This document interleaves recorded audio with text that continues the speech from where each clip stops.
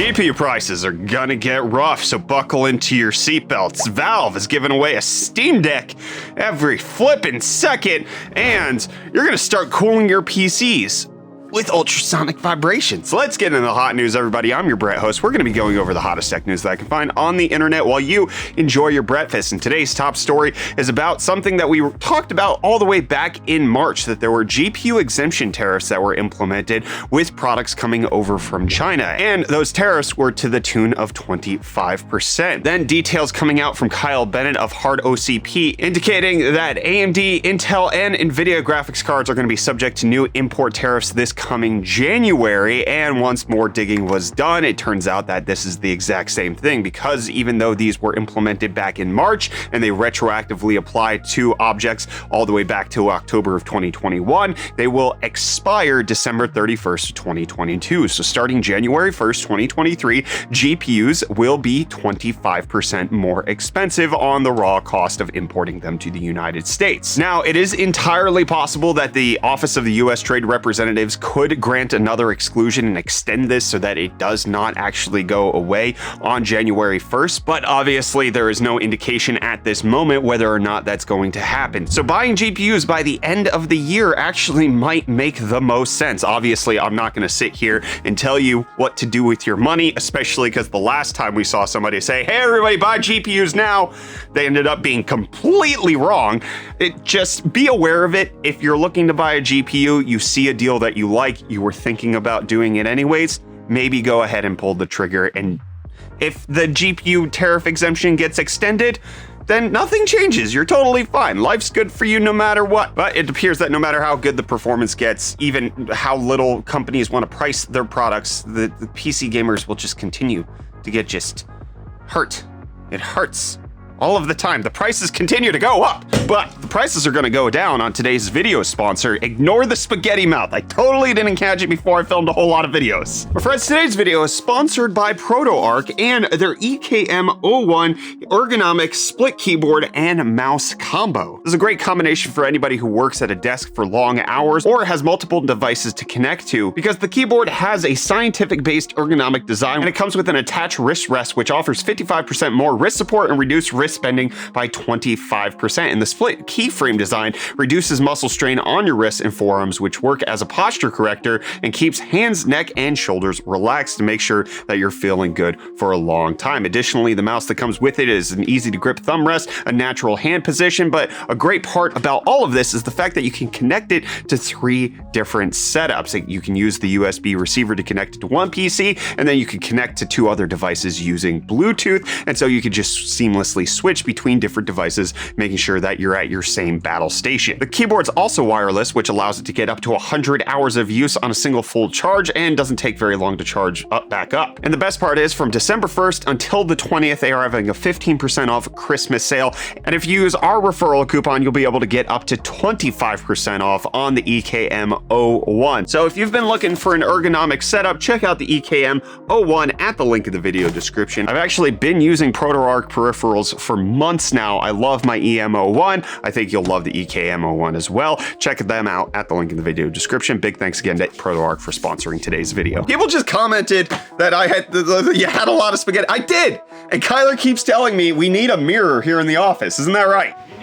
I need one. I forget about my face, and then I show it to people out on the internet. And that's what's happening with Apple's M2 Max chip. It's being shown to people out on the internet. Turns out that it looks like it might be faster than the M1 Max chip. The M2 Max chip is going to be Apple's flagship. You can find this in things like Apple's MacBook Pros, the 14 and 16 inch, as well as the Mac Studio. We're also potentially expecting Apple to maybe refresh the Mac Pro somewhat, but according to the Geekbench scores that we're seeing right now, it looks like it's about 14% faster than the first generation, which is a pretty good uplift year on year. We're expecting this chip to potentially get announced sometime in 2023, but this is likely an early engineering sample, and it could potentially be even faster or slower. Who knows? Not me, but what could potentially be coming to a MacBook sometime soon, probably not because they're signing deals with Intel, is solid state cooling. Intel and Frore systems? Frore? Kyler, come here. I need your help us ASAP. How do you pronounce that? How are we pronouncing that word? Frore. Or gore. You forgot? I forgored. Okay, get out of here. This is a detail coming out from Frore Systems indicating that they have air-jet solid-state coolers that use ultrasonic vibrations to actually move air across their coolers rather than fans that spin. They're dubbing their technology air-jet, and they're saying that they have partnerships coming up with Intel and Qualcomm. Whether or not this will actually make it into any devices remains to be seen, but it is a fairly cool technology, with the vice president at Intel saying that the future of laptop performance and design depends on advances in thermal engineering. We collaborated deeply with Frore Systems to integrate air-jet into the Intel Evo platform. We are excited to introduce this cutting-edge technology to the open PC ecosystem. They have two different models, the air-jet Mini and the air-jet Pro. The air-jet Mini is capable of dissipating 5.25 watts while only consuming 1 watt of power and being fairly small and lightweight. The air-jet Pro can do 10.5 watts of cooling power at 1.7 watts of power at its peak. But the good news is that you actually don't have to use just one. You can put multiple coolers on a vapor chamber in order to continuously dissipate the heat. So you could have 4 to 6 different air-jet Pros stacked onto a cooler where you could actually put a beefier processor or GPU into the laptop and get better cooling for a lighter weight and a lighter noise profile, which could potentially be good for the thin and light market, especially that Intel Evo platform that Intel's vice president was talking about previous. It's a good piece of technology. I'm still skeptical until this comes out. There's been many announced advancements that Intel has talked about with different things that haven't come to fruition, but this could potentially be what happens next. I mean, Apple's done really well with their low-powered M1 and M2 chip. If they potentially could cool it with something like this, we might see even better advancements. And it appears that Cryptostonks is also cooling off. Bitcoin's down just a little bit to be at 16,911, about 0.75% down. Ethereum down 1.14% to be at 1273, and Dogecoin down 2.7% to be at 10.14 cents. Reece, I was so worried you weren't going to be able to UFD Deals because of that exploded power station you had, but thankfully you're bringing it to us, aren't you? Hey, welcome back to UFD Deals. We're bringing the hottest tech deals out on the internet. I'm super thankful we even have an episode today because last night at 9 p.m, my local substation went poof and caught fire. Apparently it knocked out the power for the entire East Pretoria, so that was something. Luckily, I do have deals for you guys, starting with the Coolermaster CK550 V2. A mechanical keyboard with red switches and an included wrist rest, going for only $50 after a little tiny $2.49 rebate, which means it's over 50% off and the lowest price in 30 days. But next we have the Bose Quiet Comfort 45 Bluetooth wireless noise cancelling headphones, which are super useful if you're actually traveling this holiday season. Don't be that guy on the plane complaining because you didn't bring headphones. But a nice thing to pair with those headphones is the MetaQuest 2 Holiday Bundle. The 128GB headset comes bundled with Beat Saber and Resident Evil 4, which are probably two of the best games you can pick up on the platform. This is honestly the lowest price we'll likely see a headset going for in a long time, so this is $349, which is $50.99 off, which in my opinion makes it one of the best gifts for the holiday season. And then we have the Fantex Evolve Shift X, which is an extendable small form factor case, which is the coolest freaking thing. A mini ITX case that supports up to triple slot GPUs is like, and you can pick one up for only $119, which is $50.99 off as well. It seems like a running theme here. But with that, I hope you guys enjoy your Friday, I hope you guys enjoy your weekend, and I hope you guys enjoy the rest of your hot news. Cheers. Thanks, buddy. But you know what? It's the best savings. Buying Google Stadia and then getting all of my refunds, because I already got my $70 refund or $60, I can't remember how much, for Red Dead Redemption 2, which is a game I purchased on the Stadia platform for review videos that we did here on UFD Tech. And now Google announcing that they're going to be issuing hardware refunds, which means I'm getting a refund for my Founders Edition and for the Wasabi green controller that I purchased for Reece, because I bought him a Stadia controller when he was moving to the United States. So I'm getting all of the refunds 2 years. It's a great investment. I made several videos on it, earned money off of that. I got to play it a little bit, and now I got a refund on everything. It was a free deal.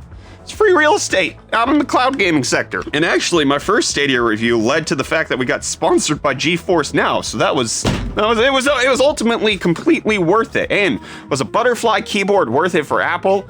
That remains for them to say, because it turns out they're actually going to be paying out the lawsuits that we've discussed a long time ago in previous episodes of Hot News. This has actually been settled in the courts. However, a judge has now approved the payout that's going to be happening for the $50 million settlement, which allows you to get a refund demand on your MacBook. If it did indeed have the butterfly keyboard switch, you had to purchase one between 2015 and 2019. You had to do so in California, Florida, Illinois, Michigan, New Jersey, New York, or Washington, and you had a repair carried out by Apple. $50 is what you get if you had your keycaps replaced. You get $125 if you had the entire keyboard replaced, and $395 if you had two or more replaced. If you want to check in where you can find all these details, you can go to keyboardsettlement.com. And you can also go to Steam's website because they're going to be giving away a ton of Steam Decks, just one every minute, according to Valve, announcing this in partnership with the Game Awards that they're going to be doing this. The Game Awards typically last about 3.5 hours, so that's potentially up to 200 Steam Decks, but at least 100 Steam Decks are going to be given out, and they want to incentivize you to pre-register for this. You have to be in the US, Canada, UK, or EU if you want to participate in it, and you have to pre-register, and then you're going to watch the Game Awards on Steam.tv, which I'm really skeptical about this. Very skeptical about this because, number one, it looks like Steam is trying to get into the live streaming space, which I'm not sure is good. Then secondly, the last time they tried to do a live stream event like this, their systems could not handle it. They tried to stream stuff regarding the Steam Deck over a year ago, and it was atrocious. If they're giving away this many Steam Decks, I do not expect this to go smoothly. I hope I'm wrong. I hope they beefed up their servers and their infrastructure since the last time they did this, but it wasn't even a giveaway. They were just discussing the Steam Deck and their website crashed. It was unusable. You had to do super weird workarounds where you could log into the EU one and that would actually display, but the US servers weren't working. It was awful. I don't know if this is going to be good, but in case you want a free Steam Deck, there you go. And in case you want the world's fastest gaming display on a laptop, BOE announcing a 600 hertz gaming laptop display. That's they showed it off in a video. They've also announced a 500 hertz display before. They don't sell these products yet. The ones that they've announced, whether or not it's going to come out, I don't know. Who needs 600 hertz on a laptop?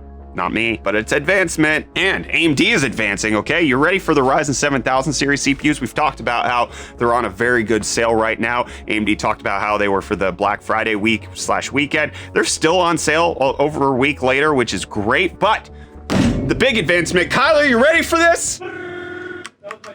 Kyler, drum rolled. They updated the box.